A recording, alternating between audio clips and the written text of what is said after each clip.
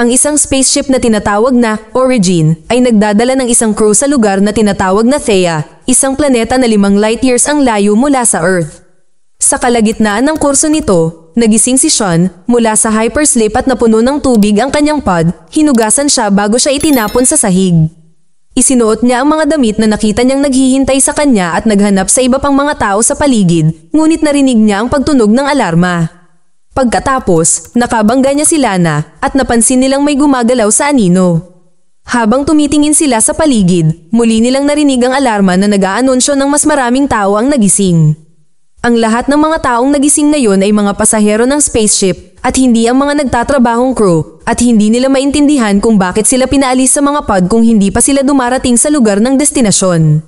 Habang pinag-uusapan ang sitwasyon, iniisip ni Sean kung paano siya napunta rito. Bumalik sa Tokyo, dati siyang bahagi ng Yakuza habang ang kanyang kapatid na si Takeshi ay isang pulis.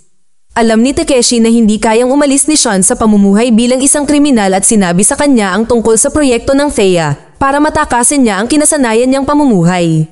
Sumang-ayon si Sean na pumunta sa isang espesyal na pagtatanghal at magsuot ng ilang VR headset na nagpapakita sa kanya ng lahat ng mga benepisyo ng Theia, ang tanging natuklasang planeta sa ngayon na maaaring magpanatili ng buhay ng mga tao. Ito ay kolonisado pa rin kaya kailangan nila ng mas maraming tao upang magtrabaho doon.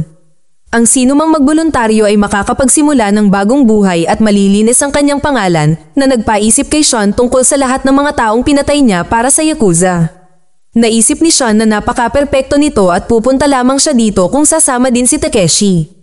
Pagkalipas ng ilang araw habang nasa gitna ng isang mapanganib na kaso si Takeshi, tinawagan niya si Sean para kumpirmahin na gusto niyang umalis ng magkasama. Ngunit kakailanganin nilang gawin iyon ng gabing iyon dahil hinahabol ng mga pulis si Sean. Sa kasamaang palad, nalaman ng mga pulis na si Takeshi ang nagsasabi sa kanilang kinaroroonan at si Sean ay tinamaan ng baril, ngunit nakatakbo siya palayo sa tamang oras. Di nagtagal, natagpuan siya ni Takeshi at tinulungan siyang makarating sa kanyang apartment, ngunit ang Yakuza ay naghihintay doon at pinatay si Takeshi sa lugar dahil sa pagiging isang pulis. Makalipas ang ilang araw, binugbog ng boss ng gang si Sean dahil sa pakikipagkaibigan sa isang pulis. Pag-uwi niya, muntik nang tapusin ni Sean ang kanyang sariling paghihirap pero natigilan siya nang makita ang litrato ng kapatid niya. Sa halip, hinanap niya ang ama ng kanyang boss at binaril siya sa telepono para marinig ng kanyang amo. Hindi nagtagal ay natagpuan sila ng boss at naghanda si Sean na barilin ang ama, ngunit hindi niya ito magawa. Mabuti na lang at kaibigan ni Sean ang bantay na kasama ng boss at binaril ang amo para tuluyan na silang makalaya. Bumalik sa kasalukuyan, ang grupo ay nagsimulang maghanap sa ship upang makahanap ng mga sagot at nakarating sa isang mahangin na silid. Sina Lana, Sean, at isa pang lalaki ay nagboluntaryong umakyat sa hagdan at pumunta sa itaas na palapag para mag-imbestiga, ngunit wala pa rin silang mahanap at nagsimulang umakyat sa susunod na palapag.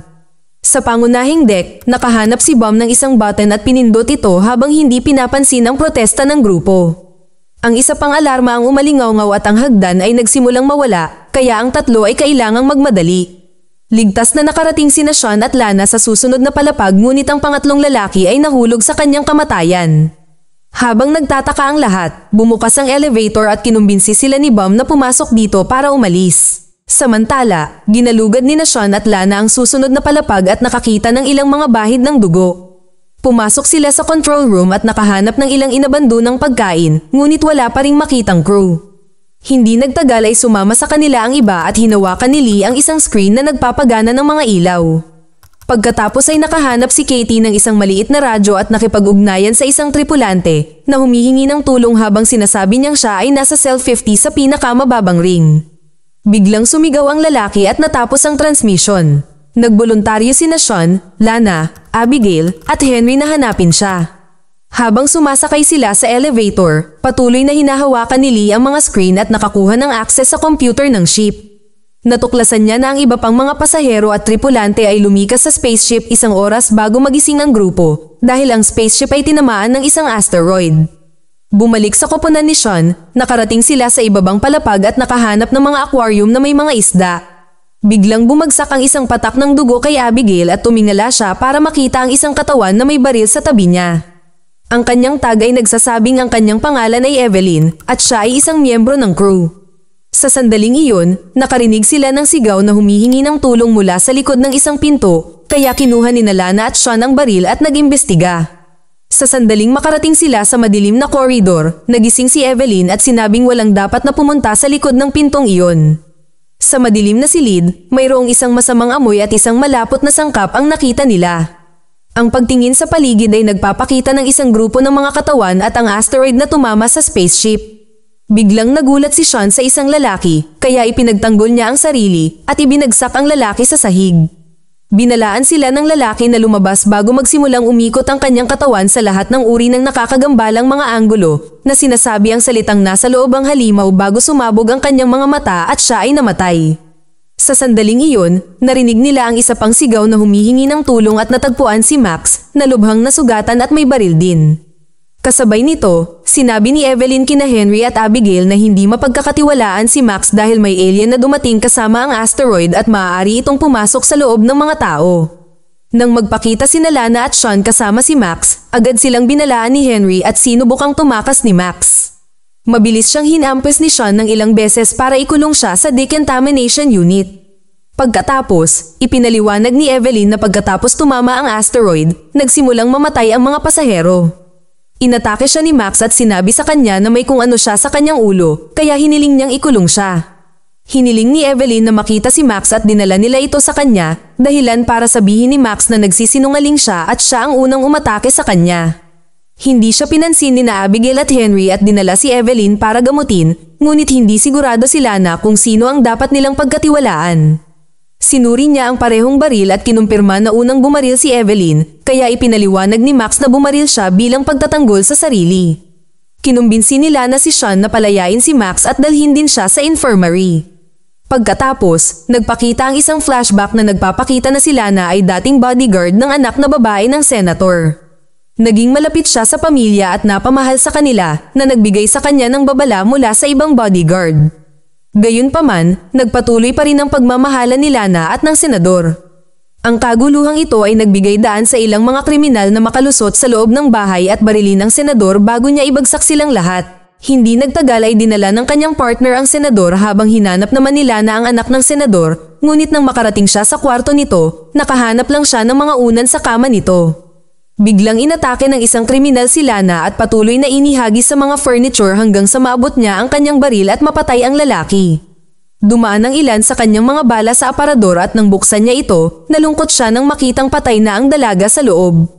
Sa kasalukuyan, natuklasan ni Lina ang mga comms system na nag-uugnay sa spaceship na patungo sa Thea ay nawasak.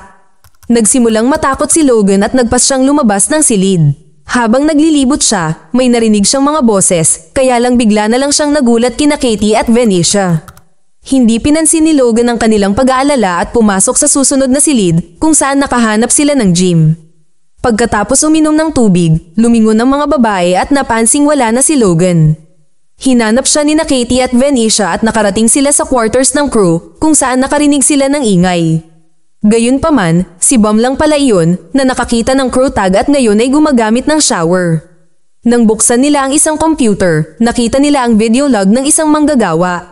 Masayang ibinabahagi ng lalaki ang kanyang karanasan nang biglang napuno ng static ang screen at nagsimulang tumunog ang alarm sa control room bago nawala ang video. Nagpatuloy ang grupo at nahanap si Logan kasabay ng pagdating nila Henry at Abigail na isinugod ang isang walang malay na si Evelyn sa infirmary. May kaalaman sa medisina si Henry at sa tulong ni Abigail, sinimulan niya itong gamutin. Ang iba ay naghihintay sa labas, ngunit si Logan ay kinabahan at umalis. Sinundan siya ni Katie at nakita siyang naghahanap ng gamot bago siya bumagsak sa sahig dahil siya ay may seizure. Tinutulungan niya ito hanggang sa mawalan siya ng malay. Nang magising si Logan, hiniling niya kay Katie na itago ang nakita niya. Samantala, natuklasan ni Lee na 9 na araw na lang bago makarating sa Thea at ang spaceship ay nasa kurso pa rin, kaya dapat silang mailigtas ng automatikong landing system nito. Sa sandaling iyon, nagsimulang dumugo ang ilong ni Lee at tiningnan siya ni Eric, ngunit iniwasan niya ang mga tanong nito. Sa elevator, napagtanto ni Sean na hindi man lang masabi ni Max na duguan siya. Nang maghinala, nakita niya ang medic tag at nagtanong tungkol sa mga pamamaraan na naging dahilan upang sumagot si Max sa pamamagitan ng paghampas sa kanya at pagkuha ng kanyang baril. Tinutukan siya ng baril ni Lana at humihingi ng mga sagot, kaya binasa ni Max ang tag para sabihin na siya ay isang medikal na tao. Nag-freeze si Lana dahil sa kanyang nakaraang trauma at sinubukan ni Max na barilin si Sean ngunit nakaon ang safety lock nito, kaya ginamit ni Sean ang pagkakataon na bugbugin siya at bawiin ang baril para barilin siya. Nag-aalala, tumakbo ang dalawa pabalik sa disaster zone at nadiskubring may nawawalang bangkay. Sinundan nila ang isang trail ng Go at nakita ang elevator na paakyat, kaya kailangan nilang maghanap sa bawat antas. Kinabahan si Sean at itinutok ang kanyang baril kay Lana, iniisip kung mapagkakatiwalaan niya ito.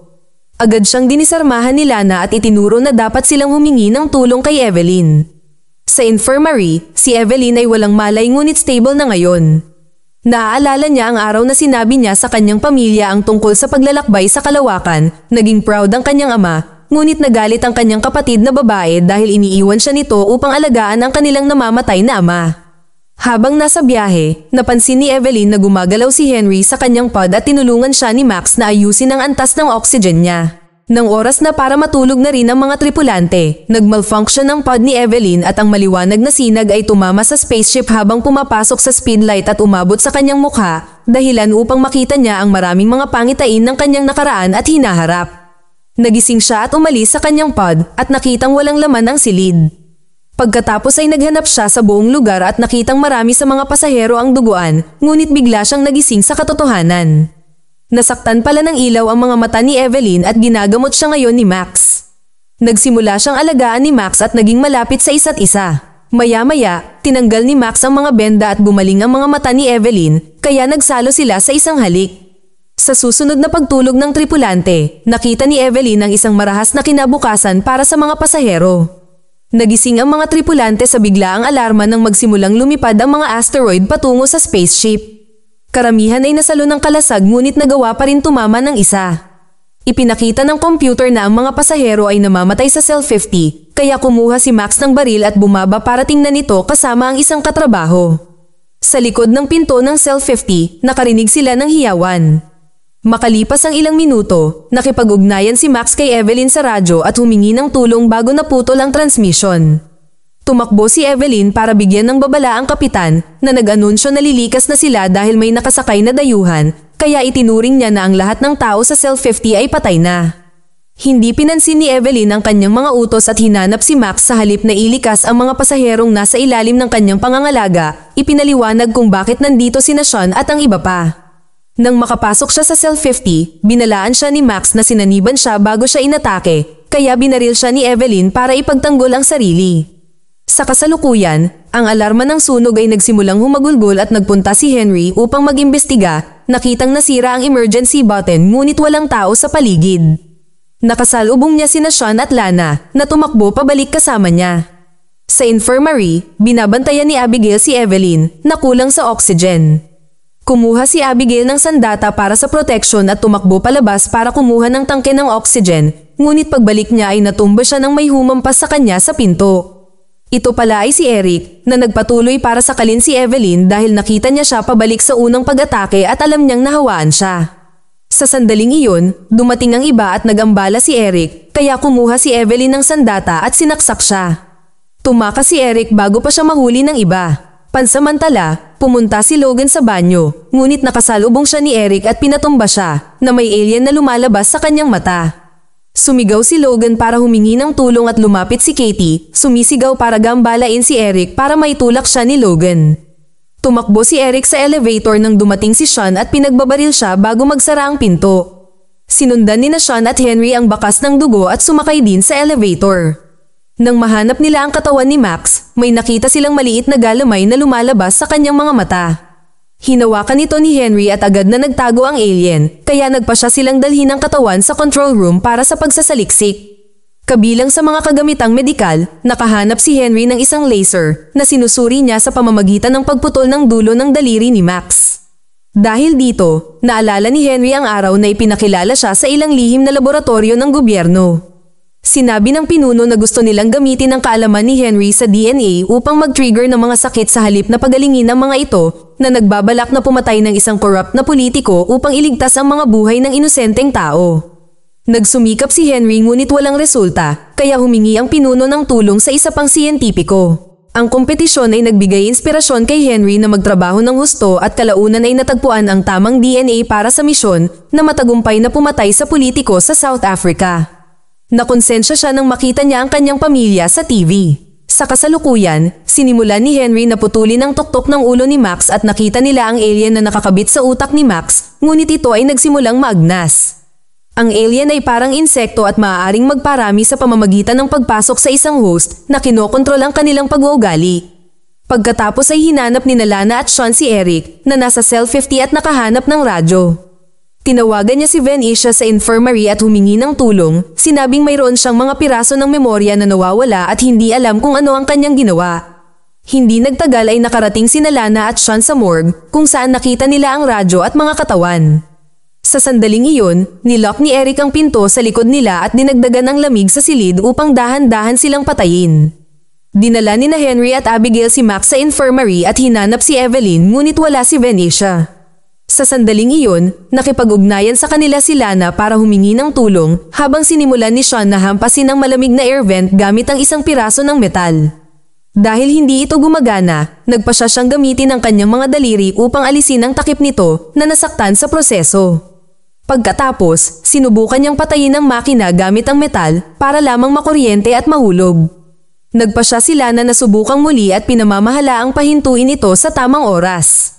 Samantala, nakipagkita si Venetia kay Eric na humingi ng paumanhin habang siya ay biglang bumagsak. Nang makalapit si Venetia, kinumpirma ni Eric na siya ay umaakting lamang at inatake siya. Narinig nila ang kanyang pagsigaw, kaya nagpasya sina Henry at Abigail na maghiwalay. Nakarating si Abigail sa morgue at tinulungan si Lana na buhatin si Sean. Habang sinusubukan ni Eric na ipasa ang alien kay Venetia, hinarap siya ni Henry at nagsimulang mag-away ang mga lalaki. Sinubukan ni Venetia na tumakas, kaya tumalon si Eric sa kanya sa halip at tumalon din si Henry sa kanya at nagpatuloy ang laban. Pagkatapos ay sinaksak ni Venetia si Eric gamit ang sandata niya at lumabas si Henry para isara ang pinto. Nagbanta si Eric na papatayin si Venetia kung hindi bubuksan ni Henry ang pinto, ngunit humingi ng paumanhin si Henry at sa halip ay binuksan ang airlock na naging dahilan upang magbukas ang pinto sa kalawakan at tinangay sina Venetia at Eric sa kalawakan. Maya-maya, binuksan ni Lee ang kwarto ng crew para makatulog na sila. Bago pumili ng kwarto, hinalikan ni Logan si Katie. Ngunit hindi rin pinatulog ng konsensya si Henry kaya pumunta siya sa airlock para lamang matuklasan ang dugo na nagpapahiwatig na may nakatakas sa ceiling hatch. Isang natutulog na Lee ang nakakita ng kakaibang insekto na naglalakad sa kanyang katawan para lamang magising at mapagtanto na isa itong bangungot. Lumabas siya ng silid at nakakita ng tubig sa sahig na sinundan niya hanggang sa matagpuan niya ang katawan ni Eric sa pool. Maya-maya ay dumating si Henry at sinuri ang dugo, napansing walang go sa loob nito. Ibig sabihin, nakalaya ang alien. Ang isa pang flashback ay nagpapakita na si Lee ay dating isang hacker. Nagtrabaho siya para sa isang leader ng gang na isang araw ay pinaalis siya upang palitan siya ng AI. Natapos ang pagpupulong nang tanggalin niya ang kanyang salamin, ipinahayag na online ang lahat dahil hindi niya kayang makipag-usap sa tunay na tao. Dahil sa pagiging desperada, kumuha si Lee ng isang AI at dinala siya sa isang inabandonang laro kung saan inalis niya ang kanyang mga filter sa moralidad. Pagkatapos ay binigyan siya ni Lee ng isang programa na ginawa niya. Umaasang matutulungan siya ng AI na pabagsakin ng iba pang AI upang hindi siya mawalan ng trabaho. Nagbigay ito ng maraming bagong kaalaman sa AI. Gumugol sila ng maraming oras na magkasama sa virtual na mundo at binigyan pa ni Lee ng hologram ang AI para matuto siyang hawakan ng mga tao. Isang gabi nagpunta sila sa isang virtual bar at nakita ang dating boss ni Lee kaya gumawa ng plano ang AI. Nilapitan niya ang lalaki at pinainom ito na may kasamang programa sa pag-hack ni Lee. Pinaandar ito sa pamamagitan ng paghalik sa kanyang leeg. Napagtanto ng boss na hindi sa kanya ang AI na ito at sinunggaban siya, kaya napasigaw si Lee kasabay ng paghampas ng AI ng baso sa ulo ng lalaki. Dumating ang isang grupo ng mga gwardya kaya kinailangan ni Lee na mag-log out.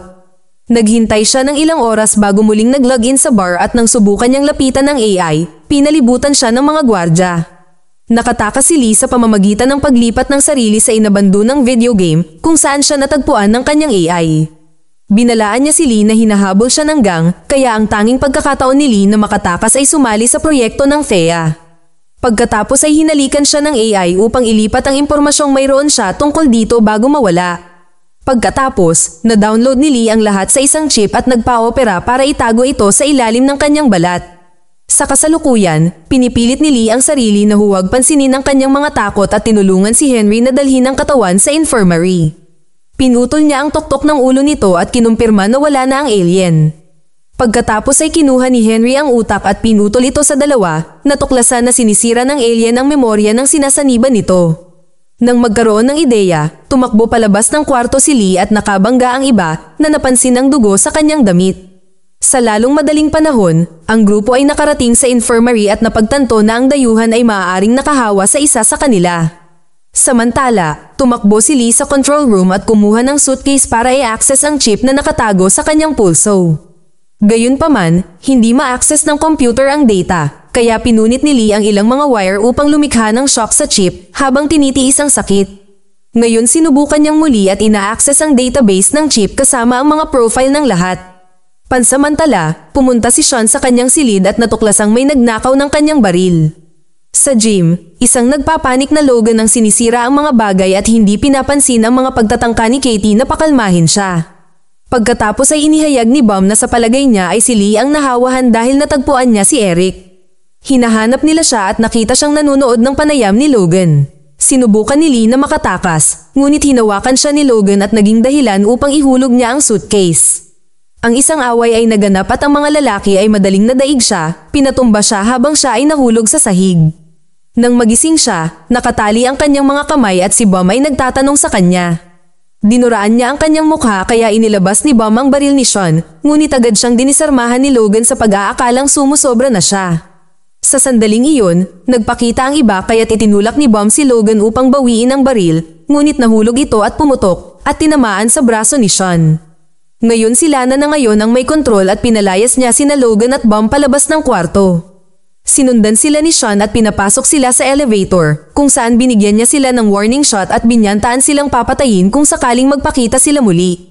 Biglang may sumabog sa infirmary at mabilis na naapula ng system ang apoy. Ngunit huli na, nawasak ang scanner at ngayon ay hindi na nila magagawang maskan ang utak ng lahat para mahanap ang alien. Pagkalipas ng ilang araw, naubusan ng pagkain at tubig sina Logan at Bum kaya naghanap sila ng mga pagkain sa mga hindi pa natutuklasang silid. Nahanap nila ang katawan ng lalaki na nahulog at ang pagkakasala ay nagparamdam ng konsensya kay Bum. Sa isa pang silid, natutuwa siyang matuklasan ng isang kabinet na puno ng pagkain. Pagkatapos kumuha ng mga supply, lumabas siya at nakita si Katie na palihim na nagdadala ng pagkain at gamot kay Logan. Pagkatapos, isang flashback ang nagpapakita kay Bum sa isang auction para sa isa sa mga huling halaman ng Earth. Nakilala niya si Margot at mabilis silang nagkasundo. Nagsimula silang mag-date at natuklasan ni Bum na siya ang may-ari ng isang napakahalagang kwintas na itinago niya sa isang nanobot safe na na-activate ng kanyang boses. Napagtanto ng stepson ni Margot na si Casper na ginagamit ni Bum si Margot para nakawin ang kwintas at ipinaliwanag niya na kinuha niya ito mula sa kanyang namatay na ama kaya gusto niyang tulungan si Bum na mabawi kung ano ang kanya. Ipinagpatuloy ni Bum ang pakikipag-date kay Margot habang palihim na ni-record ang lahat ng sinabi niya para pagsamasamahin ang password. Kasabay nito, nagsimula siya din ng isang relasyon kay Casper na gustong magkaroon ng bagong buhay kasama si Bum pagkatapos na nakawin ang kwintas. Sa kalaunan, naitala ni Bum ang lahat ng mga salita at iniwan ni Casper na naka-unlock ang pinto para sa kanya upang sa wakas ay nakawin niya ang kwintas na agad niyang dinala sa isang tindahan. Gayunpaman, peke pala ang kwintas. Ilang sandali pa ay nahuli siya ng mga pulis at ikinulong. Bumisita si Margot at ipinaliwanag na nawala ng kanyang dating asawa ang tunay na kwintas dahil sa pagsusugal, kaya gusto niyang makakuha man lang ng pera sa insurance sa pamamagitan ng pagnanakaw ng isang tao dito. Nangako siyang kukuha ng maikling sentensya para kay Bum kung hindi nito sasabihin sa pulisya ang tungkol sa peking kwintas, ngunit tumanggi itong makipagtulungan at umalis siya. Bumisita din si Casper at nagpaliwanag na hindi siya nagtatrabaho sa kanya. Aksidenteng nakita sila ni Margot na magkasama at nalaman niya ang totoo. Ngunit tumanggi siyang tulungan si Bum dahil kailangan niya ang pera dahil siya ay isang sugarol tulad ng kanyang ama. Dahil sa pag-ibig, pumayag si Bum na itikom ang kanyang bibig. Sa kasalukuyan, hinihintay ni Bum na umalis si Katie at dinala si Logan sa life raft. Sinusubukan ni Logan na i-bypass ang system para maihiwalay nila ito sa pangunahing ship. Samantala, binuksan ni Lana at Evelyn ang baggage room para makuha ng lahat ang kanilang mga gamit. Wala si Logan dahil wala siyang pag-aari sa Earth, kaya hinalikan siya ni Katie para aliwin siya. Ang kanyang mga damdamin para sa kanya ay naging dahilan upang ipakita niya sa kanya ang life rift at sila ay natagpuan ni Bum. Hinarap siya ni Logan at sinabing sasama si Katie sa kanila, hindi pinapansin ang kanyang protesta. Nang maglaon habang nasa pribadong lugar, ipinahayag ni Katie na nakakita siya ng tag ng isang crew pero inamin din niyang hindi siya nagtitiwala kay Bum, kaya pumayag si Logan na sila lang dalawa ang aalis. Ginamit nila ang tag upang i-activate ang life rift ngunit bago sila umalis, pumunta si Katie upang kumuha ng karagdagang gamot. Nakita ito ni Lee na naghihinala. Samantala, hinarap ni Bum si Logan dahil narinig niya ang lahat at sinimulan ng emergency launch bago lumabas ng pod. Agad siyang sinundan ni Logan palabas at pinapanood nila ang life rift na lumilipad palayo. Pagkatapos ay sinuntok ni Logan si Bum na gumanti sa pamamagitan ng pagsakal sa kanya at iniwan siya sa lupa. Makalipas ang ilang minuto, nahanap siya ni Katie ngunit nagalit si Logan at pinalayas siya. Nang maglaon ay nahanap ni Lee si Logan at pinagbantaan siya ng laser para umamin siya kung kailan siya nagkaroon ng unang seizure. Ito ay tumutugma sa kanyang nakita sa file, ibig sabihin ay maayos ang kanyang memorya at malinis siya. Kinumbinsi siya ni Lee na magtulungan sila at nagtago sila sa isang silid kung saan tinulungan siya ni Logan na ayusin ang kanyang suitcase. Biglang tumunog sa buong ship at ang grupo ay sinuri ito sa computer upang matuklasan na nawawalan sila ng pressure sa Cell 50. Kakailanganin nilang matapalan ang butas para maiwasang lumala ito. Nagtipon sina Sean, Evelyn, Lana, at Henry ng ilang tol at pumunta sa Cell 50 at nakasalubong nila si Logan na sumama upang tumulong. Sa Cell 50, sinimulan nilang selyuhan ang mga gilid sa pagitan ng asteroid at ng ship para lamang ipahayag ni Evelyn na dapat silang tumakbo. Isang butas ang bumukas sa dingding at ang grupo ay kailangang kumapit para maiwasang matangay nito. Sa kasamaang palad, si Logan ay natamaan ng isang kahon at nasaktan ng tumama sa asteroid. Pagkatapos ang kahon ay na-stuck sa butas, ganap na natakpan ito. Nagmamadali sina Sean at Lana upang kunin ang katawan ni Logan ngunit hindi nagtagal ay nabasag ang kahon at nagsimulang muli ang pagsipsip nito. Sa kabutihang palad, lahat ay nakakapit at nakarating sa pinto na isinara ito bago magwatak-watak ang asteroid. Sa control room, natuklasan ni Lee na ina-activate ng system ang mga depensa at nakipag-ugnayan sa grupo ni Sean upang bigyan sila ng babala na malapit nang idiskonekta ng ship ang ring na kinaroroonan nila. Lahat ay tumawid sa pinto bago ito magsara, ngunit natisod si Lana at naiwan. Hiniling ni Sean kay Lee na buksan ng pinto, ngunit hindi siya pinapayagan ng sistema. Habang dinadala ni na Henry at Evelyn si Logan kasama si Bum, sinabi ni Sean kay Lana na ang tanging pagpipilian niya ay maghanap ng spacesuit at tumalon palabas ng ring sa pamamagitan ng butas sa asteroid. Samantala, dinala ng grupo si Logan sa infirmary. Kailangan niya na masalinan ng dugo, ngunit hindi nila alam ang kanyang uri ng dugo at ang pagbibigay sa kanya ng maling dugo ay maaaring pumatay sa kanya. Si Henry ay O-positive, na kilala bilang ang universal na dugo. Si Logan ay namamatay pa rin kaya naisip ni Henry na dapat nilang ipagsapalaran ito. Sa sandaling iyon, natapos na ni Lee ang pag-aayos ng kanyang suitcase at tinignan ang profile ni Logan sa tamang oras para sabihin sa iba na si Logan ay isang A-negative. Si Bum ay may katulad na dugo at agad nilang sinimulan ang pagsasalin. Bumalik kay Lana, nakita niya ang suit at pumasok sa Cell 50, tumutok sa boses ni Sean upang harapin ang kanyang takot. Nagtatanong siya tungkol sa kanyang nakaraan kaya nagbahagi siya ng isang kwento tungkol sa kanyang kapatid bilang isang distraction. Maingat siyang umalis sa butas at humawak sa gilid ng spaceship habang binubuksan ni Sean ang airlock na nagdudulot sa kanya ng sakit. Nang tuluyang maalis ang ring, tumalon si Lana at dumapo kay Sean na isinara ang pinto bago siya mapatay ng lamig. Ilang sandali pa, nagising si Logan na mag-isa at nakita niya ang isang sugatang Lee sa itaas niya. Nagdurugo ang buong katawan niya at sinabing nasa loob ang salarin bago mamatay. Agad na lumayo si Logan at natagpuan ni Katie.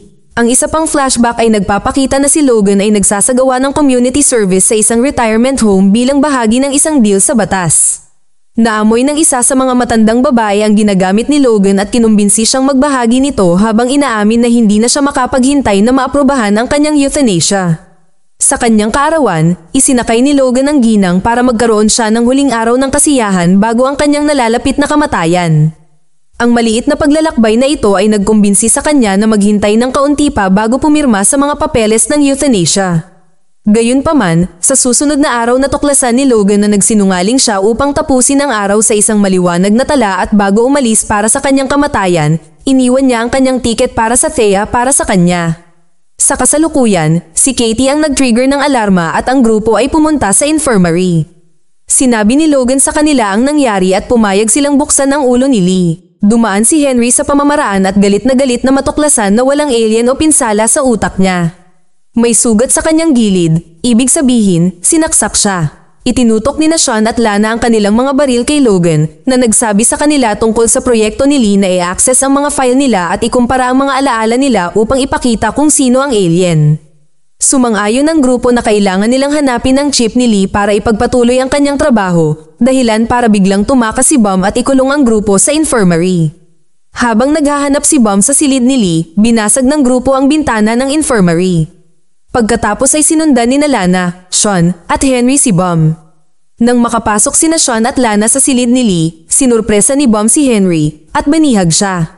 Nanumpa si Bum na hindi siya infected at nang may baba na ng dalawa ang baril, binitawan niya si Henry at tumakbo sa isang kwarto, tinamaan ng baril ang tiyan niya bago niya maisara ang pinto. Naghihintay ang tatlo sa labas at narinig siyang sumigaw habang inaalis niya ang bala. Sa sandaling iyon, napansin ni Henry ang dugo sa isa pang pinto at pumasok siya sa loob upang mahanap ang sandata na pumatay kay Lee, ibig sabihin ay hindi si Bum ang salarin. Sa infirmary, hinawakan ni Logan ang kamay ni Lee at nakita ang peklat sa pulso nito, na pagtanto na ang sinasabi nitong nasa loob ay ang chip. Sinimulan nilang hiwain ang pulso ni Lee at kinuha ang chip. Pagkatapos ay pumunta sila sa suitcase, ngunit si Logan ay masyadong mahina upang magpatuloy at sinabi kay Katie kung saan ito hahanapin. Nagmamadali siyang tumingin sa mga profile at tumingin sa sarili niya, ngunit hindi gaanong ipinakita ang video dahil nagkaroon ng breakdown si Katie sa panayam at hindi niya sinagot ang mga tanong. Galit na galit, sinimulan ni Katie na sirain ang chip nang bigla siyang natagpuan ni Lana at Sean na nag-iisip na siya ang dayuhan dahil ang sandata na ginamit kay Lee ay nasa kanyang silid. Nanumpa si Katie na hindi ito totoo at nagbukas ng pod para buhusan ng tubig si Sean bago tumakbo palayo. Mabilis siyang naabutan ni Lana at pagkatapos ng ilang pagpupumiglas, napatumba niya ito. Isang flashback ang nagpapakita kay Katie na naglalakbay upang makipagkita sa kanyang kapatid na si Andy na hindi nasisiyahang makita siya pagkatapos ng maraming taon. Gusto niyang makipagbanding sa kanya pero iniiwasan siya ni Andy. Sa halip, nagsimulang tumulong si Katie sa mga taga roon at nakilala si Sean na mabait sa kanya. Gayunpaman, hiniling sa kanya ni Andy na layuan siya. Pumayag naman si Katie habang nagpapakita ang isang chip na nakalagay sa kanyang batok. Sa kalaunan, hinayaan siya ni Andy na pumunta sa kanyang mga sermon kung saan sinasabi niya ang isang buhay na walang teknolohiya. Ang sandali ay naputol ng isang drone na nag-scan sa chip ni Katie bago lumipad palayo. Ngayon ang mga lokal ay ayaw na makipag-ugnayan sa kanya maliban kay Sean na masaya na magkaroon ng isa pang kagaya niya sa bayan at isinama siya para sa pangangabayo. Masyadong mabilis at nahulog si Katie. Nang magising siya, nasa bahay na siya at ipinaalam ni Andy sa kanya na pinalayas niya si Sean. Nagsimula ang isang pagtatalo at nabunyag na noong teenager pa si Katie, sinunog niya ang trailer ng batang nangharas kay Andy para patayin siya. Hindi siya pinatawad ni Andy at kailangan ng umalis ni Katie. Nang magising si Katie, nakatali ang kanyang mga kamay at nakakulong na siya. Pinag-uusapan ng grupo kung ano ang gagawin sa kanya at sumang-ayon na hayaan ng mga awtoridad sa Thea na harapin ito dahil isang araw na lang ang natitira at darating na sila. Biglang nagsimulang umalingaw-ngaw ang spaceship at natuklasan ng grupo na nagsasara na ang mga kalasag, pagkatapos ay napansin nilang sa wakas ay nakita na nila ang Thea. Sa kanilang pagkabigla, isang probe ang lumipad palabas ng planeta at kumonekta sa spaceship. Nagmamadali ang grupo para tingnan ito ngunit wala itong laman. Biglang lumiwanag ang probe at kinontrol ang sistema ng spaceship. Nakikita nito ang isang hindi pamilyar na anyo ng buhay kaya nag-activate ito ng isang espesyal na protocol habang ang lahat ng mga ring ng spaceship ay nagsisimula rin lumiwanag. Sa selda, si Katie ay nagkakaroon ng panic attack habang ang mga flashback ay patuloy na bumabalik sa kanya. Pumunta sina Sean at Lana upang suriin ang mga koridor at napansin ang paglabas ng gas sa huling bilog, kaya gumamit si Henry ng palakol upang sirain ang pader at natuklasan ang mga tangke ng lason. Ang gas ay ginagamit upang patayin ang lahat ng sakay at ito ay malapit nang makarating sa iba pang mga cell. Iniisip ni Bum na kailangan nilang patayin si Katie para iligtas ang kanilang sarili at habang nagtatalo ang lahat, pumunta si Logan sa selda at binasag ang salamin para palayain siya. Samantala, tumanggi si Lana na muling pumatay, kaya pinabigay ni Sean ang kanyang baril kay Bum at hinanap ng mga lalaki si Katie para patayin siya. Isang habulan ang naganap at hindi nagtagal ay nahanap ng mga lalaki si Katie, na sa wakas ay umamin na sinira niya ang chip dahil ayaw niyang matuklasan ni Logan ang kanyang nakaraan. Ibinaba ni Sean ang kanyang baril, sinabing nagkamali na sila noon. Sa sandaling iyon ay nakatanggap sila ng mensahe sa radyo na nagsasabing may ideya si Henry. Ang grupo ay muling nagsasama at ipinaliwanag ni Henry na maaari niyang gamitin ang saline upang mapababa ang temperatura ng katawan upang gayahin ang kamatayan. Kung ang host ay namatay, ang parasito na kumapit dito ay mamamatay din. Inamin ni Henry na maaaring mabaygo siyang maibalik siya, ngunit nagboluntaryo pa rin si Katie na gawin ito. Nagsimula ang pagsubok at nagsimulang mawalan ng malay si Katie, ngunit hindi nagtagal ay narinig nilang naglabas ng mas maraming lason ang computer ng spaceship sa isa pang cell. Ibig sabihin ay hindi pa patay ang dayuhan. Sinimulan ni Henry na ibalik siya at ito ay masyadong matagal, kaya iniisip nila na siya ay patay na. Ngunit buti na lang nagising si Katie sa wakas. Makalipas ang ilang minuto, nagtalo ang grupo kung ano ang gagawin kaya sinimulan ni na Evelyn at Abigail ang paghahanap sa silid ng kapitan. Nakahanap sila ng hologram na nagpapakita ng solar system ng Thea na may isang planeta na tinatawag na Iris na hindi kailanman lumitaw sa mapa.